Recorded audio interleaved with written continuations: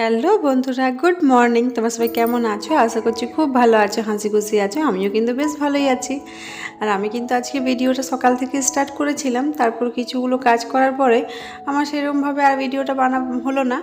তো তখন এই যে বিকেলবেলা ঘুম থেকে উঠে আর কি ভিডিওটা স্টার্ট করলাম। তো বিকেলবেলা ঘুম থেকে ওঠার পরে এই দোলনাটা তো ভেবেছিলাম খোলার পর যে একটু রোদে দিয়ে দেবো, রোদে দেওয়ার পরেই আর কি দোলনাটা ভালোভাবে প্যাক করে রেখে দেবো। তো দেখছি রোদটা তো এখন সেরকম দিচ্ছে না, কখনো বৃষ্টি কখনো রোদ। তো ওইরকমভাবেই আর কি যখন একটু ভালোভাবে রোদটা মনে হচ্ছে হয়ে গেছে দেওয়া আর কি, তখন সেটাকে ভালোভাবে প্যাকেটে ভরে নিয়ে আর বেঁধে রেখে দেবো। তো দোলনাটা সাইজে প্যাকেট পাওয়া যাচ্ছিল না, তা একটা অনেক বড় প্যাকেট পেয়েছিলাম, তো সেটাই আবার ভালো করে ধুয়ে পরিষ্কার করে শুকিয়ে নিয়েছি। তারপর সেটা আমি যখন পাচ্ছিলাম না আর কি, তখন ওকে বললাম যে তুমি একটু বেঁধে দাও আর কি। তো তার জন্য দেখো আজকে ইয়ে করে দিলাম, এটা প্যাকিং করে দিলাম আর কি দোলনাটা। আর ভাবছি যে কোথায় রাখা যায়, মানে এখন যেহেতু কোথাও যদি রাখি তাহলে তো নোংরা হবে, আর যদি ডিভানের ভিতরে রাখি তাহলে তো ডিভানটা খুলতে হবে। আর ডিভানটা কিন্তু আমি একার দ্বারা খোলা হয় না, যখনই খুলি তখনই কিন্তু ওর হেল্প লাগে। আর যদি ও খুলে তাহলে তো ওর সময় থাকতে হবে, তবেই তো খোলা হবে। তো দেখা যাক এবার কোথায় রাখি আর কি। তো এখন যেহেতু দরকার নেই, ডুকুসোনা যেহেতু ওই দোলনাটার মধ্যে আর দোলছে না, তো সেই জন্যে এখন ভাবছি ওটা রেখে দেবো। আর বড় দোলনাটার মধ্যেই দোলা হচ্ছে, তো সেটাই যখন আমরা সবাই দুলছি আর কি। তো দেখো এখন বিকেল থেকে যখন ঘুম থেকে ওঠার পরে স্টার্ট করে দিয়েছি, তো ভাবলাম এক এক করে কাজগুলো সেরে নিই। আর আজকে বাইরের থেকে কিছু লোক আসার আছে, বাইরে বলতে মামা শ্বশুর বাড়ির থেকে কিছু লোক আসার আছে, যেহেতু আমার শ্বশুরমশাইয়ের শরীরটা খুব একটা ভালো নেই। তো ওই জন্য সবাই কেউ না কেউ আসছে আর কি দেখতে। তো দেখো এখানে আমি প্রেসার কুকারের মধ্যে ততক্ষণ ভাবলাম যে মটরটা করে নিই, সেদ্ধ করে নিই। মটরটা ভিজিয়ে রেখেছিলাম সকাল দিক থেকেই। তো সকালবেলায় মটরটা ভিজিয়ে রেখেছিলাম, বেশ ভালোই ভিজে গেছে। তো তখন ভাবলাম একটু আলু দিয়ে সেদ্ধ করে নিই। আর এখানে আলু দিয়ে সেদ্ধ করতে দিয়ে বসিয়ে নিয়েছি গ্যাসের মধ্যে। তারপরেই ভাবলাম যে একটু আটাটা মেখে রেখে দিই, কেন আমি তো জানোই অনেকক্ষণ আটাটা মানে মেখে রাখার পর একটু মানে রেস্ট হয়, তারপরেই কিন্তু আমি রুটিটা বানাই।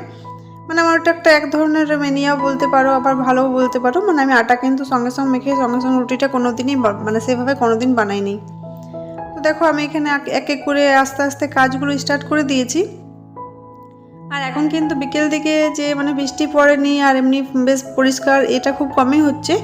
তো এখন যখন বিকেল দিকে বৃষ্টি হয় আর কাজগুলো করি, তো বেশ দেখতে ভালোই লাগে জানলার থেকে। আর দেখো এখানে মটরটাও সিদ্ধ হয়ে গেছে, মানে প্রেসার কুকারে সিটি উঠে গেছে। আর এখন দেখো এই যে ডুকুসোনাকে একটু রেডি করে নিচ্ছি বিকেল দিকে। আর এই ঘরটাতে খেলনাগুলো কিন্তু সবসময় ছড়ানোই থাকে, আমি যখন পরিষ্কার করি তখন রেখে দিই, তারপর আবার সঙ্গে সঙ্গে ছড়াই। তো ডুগুকে এই যে একটু টিপ লাগিয়ে চুলটা ছাড়িয়ে দিলাম। আর ওই যে ওর দিদি ভাই ওর দাদা ভাই ওকে বসে আছে ওকে নিয়ে যাওয়ার জন্য, কেন বিকেলবেলাতে আমাদের এখানে পাড়াতে যতই বাচ্চা আছে সব বাচ্চাই বার হয়। তো তার মধ্যে সব থেকে ছোটো এখন মানে ডুগু সোনাই আছে আর কি। তো ডুগু যখন যায় তখন ওর দিদি ভাই বা আরও সব বাচ্চারা থাকে দেখে, আর তার সাথে ওর ঠাম্মাও যায়। আর না ওর ঠাম্মা না থাকলে আমি যাই, মানে কেউ না কেউ বড় একজন যায়। আর বাচ্চারা সবাই মিলে একসাথে খেলে। আর প্রতিদিন বিকেল দিকে যদি বাচ্চারা একটু বাইরের দিকে না যায় তাহলে কিন্তু বেশ ভালো লাগে না, মানে মেজাজটা কীরকম হয়ে যায়।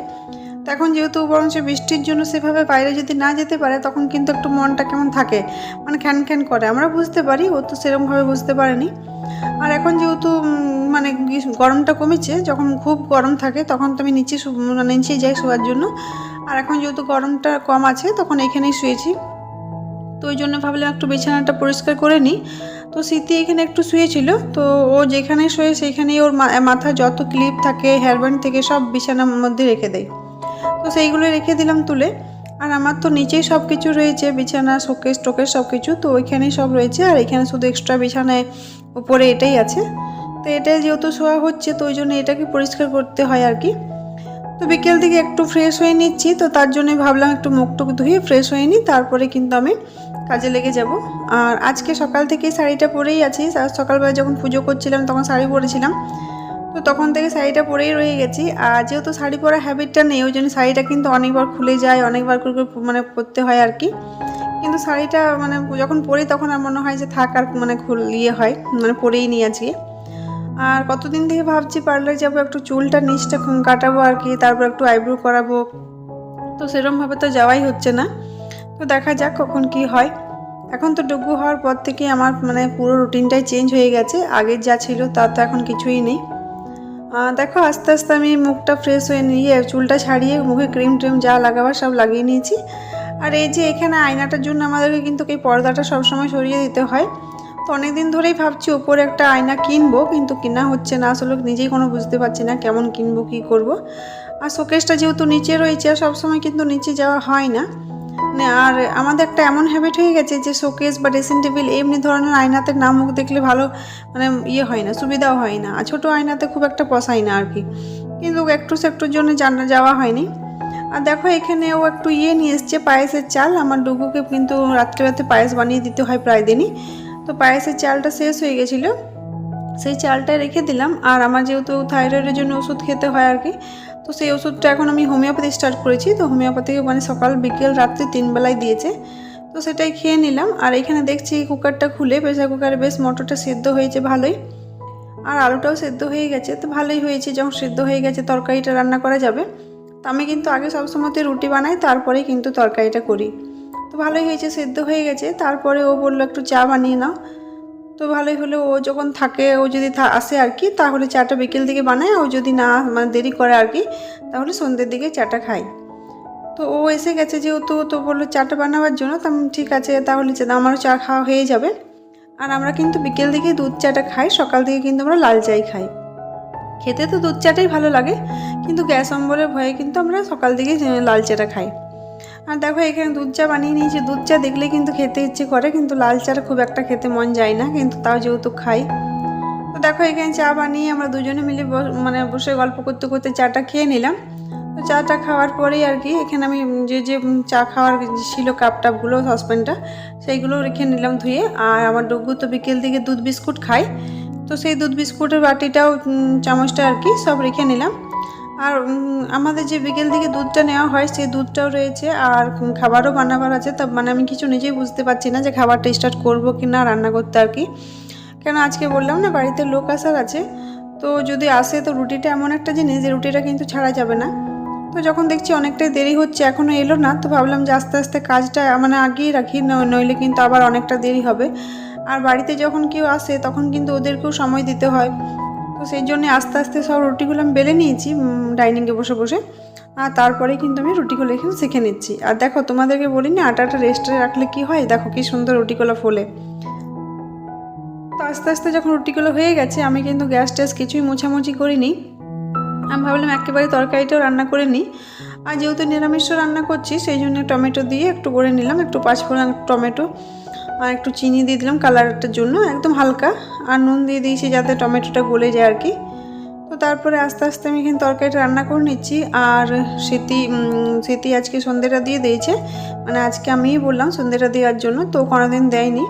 তো ওর বাবা ছিল, ওর বাবা ওকে মাচিস টাচিস জ্বালিয়ে দিয়েছে আর কি, মানে ওখানে কোনোদিন দেয়নি, প্রথম প্রথম আর কি শিখছে। তা আমিই বললাম একটু আজকে দিয়ে দে তুই। তো ওকেও একবার করে আমি যাচ্ছি দেখিয়ে দিচ্ছি আর কি যে কী করবি না করবি। তো আজকে আবার দেখছি ঠাকুর ঘরের লাইটটাও বন্ধ হয়ে গেছে, মানে কি লাইটটা ফিউজ হয়ে গেছে মনে হয়। তো ওর বাবা বললো ঠিক আছে তাহলে কালকে তো লাগিয়ে দেবো, কিন্তু এখন আপাতত মোবাইল লাইট দিয়ে কাজ চালা। তো ও যেহেতু মাচিস জ্বালাতে পারে না বা কিছুই পারে না, তো সেই জন্যে আস্তে আস্তে শুধু প্রদীপটা ঠাকুর ঘরের মধ্যেই জ্বালিয়ে রেখে দিয়েছি, মানে ওই রেখেছে আর কি। আর একটা ধূপ নিয়ে পুরো ঘরের মধ্যে দেখিয়ে নিয়েছে। আর এই যে এখানে কারি পাতাটা আমি ভেজে রেখে নিয়েছি গুঁড়ো করে, ওটা কিন্তু আমি লাস্টে দেবো, যেহেতু নিরামিষ বানাচ্ছি ওই জন্যই। আর ঘুগনি টুগনি বানাতে গেলে মটরের যদি ঘুগনি বানানো হয় তাহলে পেঁয়াজ টিয়াজ না দিলে কিন্তু কেমন লাগে। তো যেহেতু নিরামিষ হচ্ছে ওই জন্য আমি একটু কারি পাতার যদি গুঁড়োটা দিয়ে দিই তাহলে কিন্তু গন্ধটা বেশ ভালো বার হবে। আর এখানে আমি আস্তে আস্তে ঘুগনিটা এই যে রান্না করছি মটরটা আর কি চাপিয়ে দিয়েছি। আর একবার করে কিন্তু আমি স্মৃতির কাছেও যাচ্ছি। তো তারপর যখন স্মৃতি বললো সন্ধ্যেটা দিয়ে দিচ্ছি, তো আমি আস্তে আস্তে সব ঘরের লাইটগুলো জ্বালিয়ে দিচ্ছি। আর ডুগু তো আমার পেছনেই থাকে এই যে।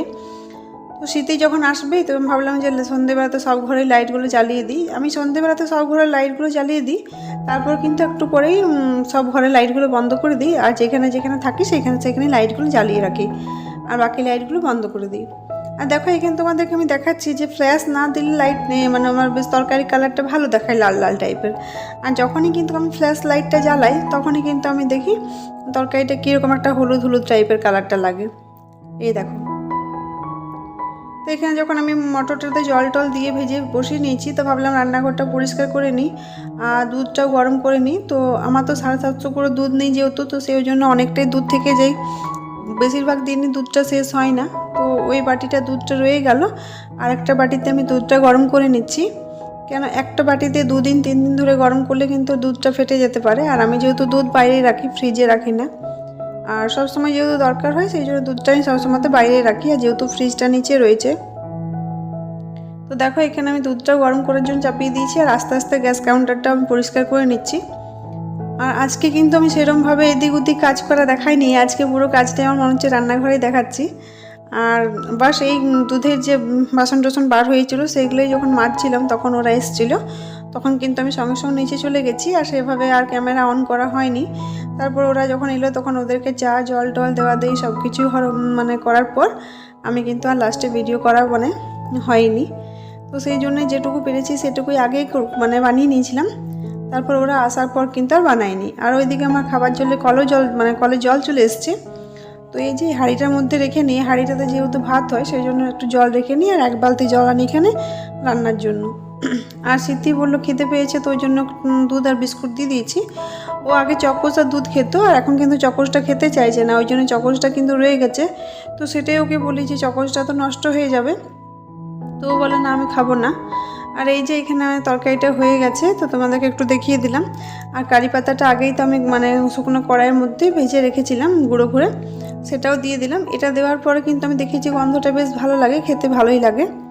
তো ঠিক আছে বন্ধুরা, আজকের মতো ভিডিওটা আমি এখানেই শেষ করছি। ভিডিওটা যদি ভালো লাগে অবশ্যই like comment share and subscribe